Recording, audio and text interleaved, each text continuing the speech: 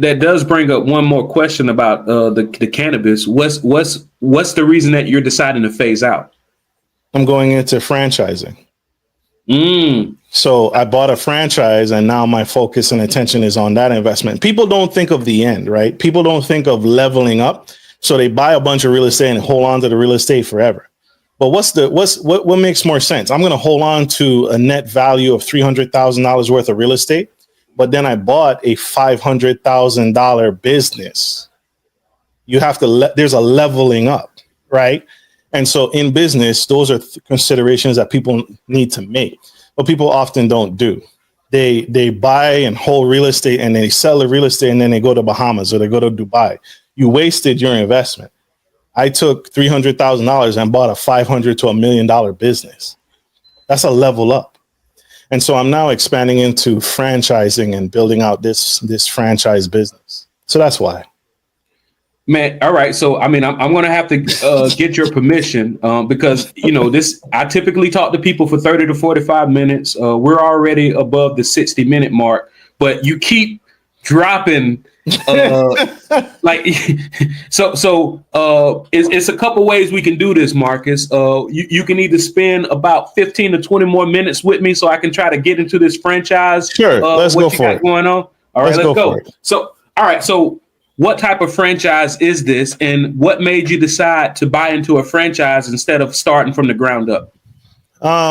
Because starting from the ground up, similar to what I shared with you earlier, a lot of people said, "Oh, I want to invest in real estate. Let me go get my real estate license," and then they try and build a real estate business from scratch.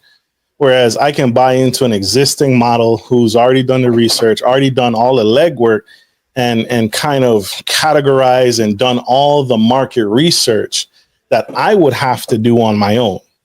And so, and I think more people, there's a couple YouTubers on social media that are really advocating to buying businesses. We need to get out of this mindset of, I had a friend years ago.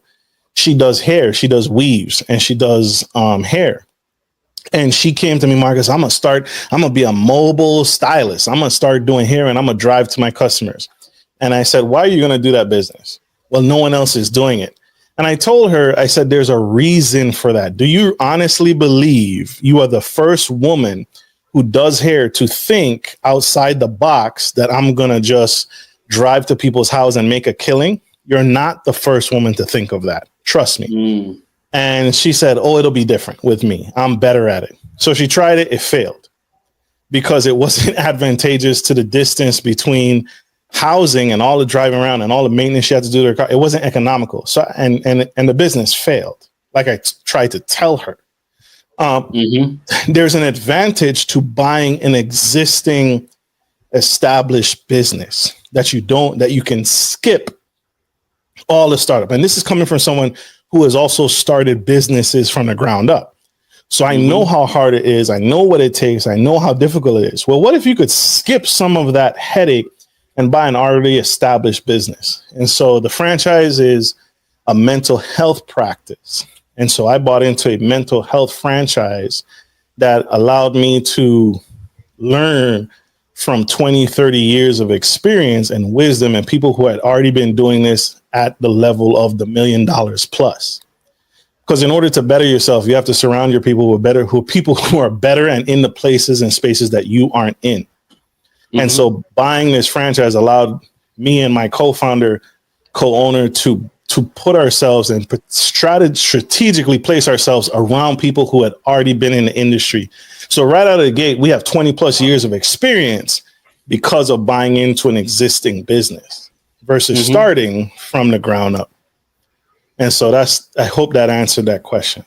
No, it definitely did, because what you're saying is a lot of times people go through that bump in their head phase when it comes to their business. And unfortunately, most businesses fail within the first 3 to 5 years. And it sounds like what you're saying is if you buy into a franchise, not definitely, but the probability of success greatly increases because you have the mental access that you need, the experience access that you need, and also what a lot of people don't consider is when it comes to getting money, capital from banks. A lot of times, because you bought into a franchise instead of starting your own business, capital is more easily accessible because you have a proven business model that works. Mm-hmm. Absolutely. So I play with the word franchise because I don't want people to get caught up solely on buying a franchise. That's what me and my co-founder decided to do. I want people to think more about the box of just buying a business in general. Buy a existing business, buying entrepreneurist.com. It's an existing podcast. It has the followers, it has the engagements, it has the data that you can just skip past and already get. So yes, I bought a franchise that worked out for my vernacular, but I really want to stress a little bit more